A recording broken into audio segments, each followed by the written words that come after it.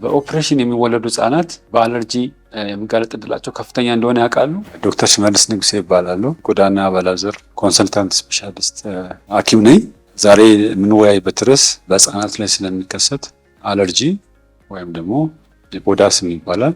የህጻናት ላይ የሚከሰት አለርጂ አቶፒክ ደርማታይተስ በብዛት የሚያሳያቸው ምልክቶች ቆዳቸው ላይ ማሳከክ ሊሆን ይችላል፣ መቅላት ሊሆን ይችላል፣ ሽፍታ ይሆናል። እየቆየም ሲመጣ ሊቆስል ይችላል። በተለይም ፊታቸው ላይ፣ እግራቸው ላይ በጣም ከፍተኛውን የማሳክ ስሜት ይኖረዋል። ሌሊትም እንቅልፍ ይከለክላቸዋል።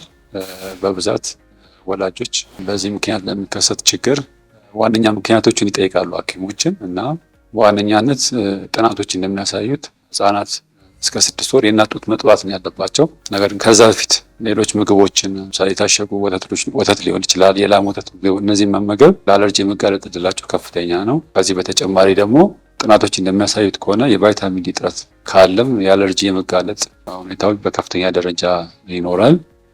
ከዚህ በተጨማሪ ደግሞ በቅርቡ የሚያሳዩ ጥናቶች እንደሚያመለክቱት በኦፕሬሽን የሚወለዱ ልጆች በአለርጂ የመጋለጥ እድላቸው ከፍተኛ ሆኖ ተገኝተዋል። በአራተኝነት ደግሞ በዋነኝነት የምናየው አንደኛው ሃይጂን ሃይፖቴሲስ ቲዮሪ ይባላል። ይህ ቲዮሪ ምንድነው ሀሳቡ?